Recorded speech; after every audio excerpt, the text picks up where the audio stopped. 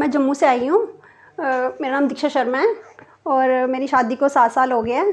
तो 7 साल के बाद मुझे कंसीव हुआ और यहाँ से हुआ है। जम्मू में मैंने बहुत जगह दिखाया है। मुझे IVF हर जगह सजेस्ट कर रहे थे, IVF करवाओ, IVF करवाओ, और जो हमें मतलब नहीं अच्छा लग रहा था करवाना, तो इसलिए मैंने फ़ोन में यूट्यूब में वीडियो देखी मैम की, आशा आयुर्वेदिक।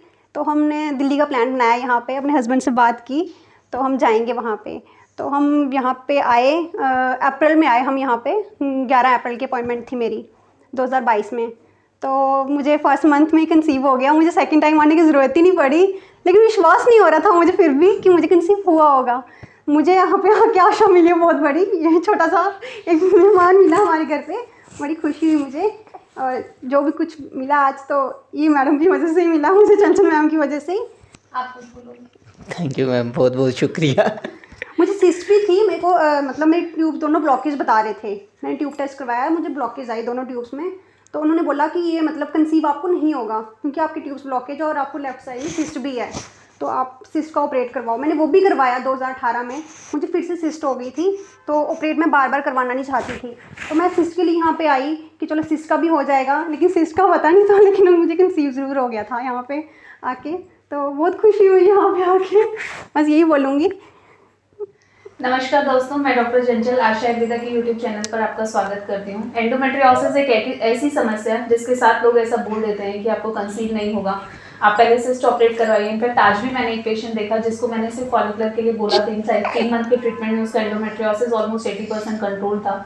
सो वी थॉट कि हमें प्रोसेस करना चाहिए और हमें फॉलिकुलर स्टडी के हिसाब से प्रोसीड करना चाहिए। पर वो अल्ट्रासाउंडोलॉजिस्ट ने ऑलरेडी उसको यही बोला कि सिस्ट है तो कंसीव नहीं होगा, जबकि ये मिथ है। सिस्ट के साथ कंसीव होता भी है। अगर आपके सिस्ट जेन्युइन है, आपका एंडोमेट्रियोसिस कंट्रोल है, तो आप आराम से कंसीव कर सकते हो।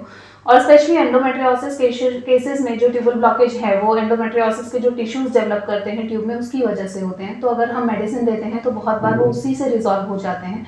इसीलिए एंडोमेट्रियोसिस होते हुए भी, ट्यूबल ब्लॉकेज होते हुए भी, सर्जरी होते हुए भी ये कंसीव कर पाई और इनको एक बेबी डिलीवर भी हुआ। तो ऐसा और भी लोगों के साथ हमने देखा है, बहुत सारी वीडियोस आपने देखी हैं। कई बार वही होता है जो ये बता रही हैं।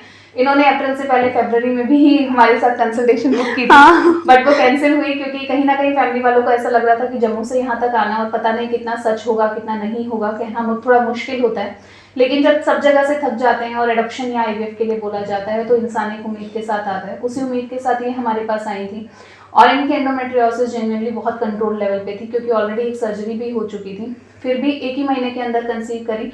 कहीं ना कहीं भगवान धन्वंतरी जी का आशीर्वाद है। लेकिन मैं आपसे यही कहना चाहूँगी, आप तक यही पहुँचाना चाहेंगे कि एंडोमेट्रियोसिस है तो भी आप इन सब बहकाए में ना आए कि इसके साथ कंसीव नहीं होगा, IVF ही जाना पड़ेगा या ऐसा होगा, क्योंकि उसी यूट्रस में जब IVF हो सकता है तो उसी यूट्रस में नेचुरल भी हो सकता है। अगर आपकी ओवरीज काम कर रही हैं तो आपको नेचुरल के लिए ही सोचना चाहिए और एंडोमेट्रियोसिस जैसी समस्या में भी निराश नहीं होना चाहिए। धन्यवाद।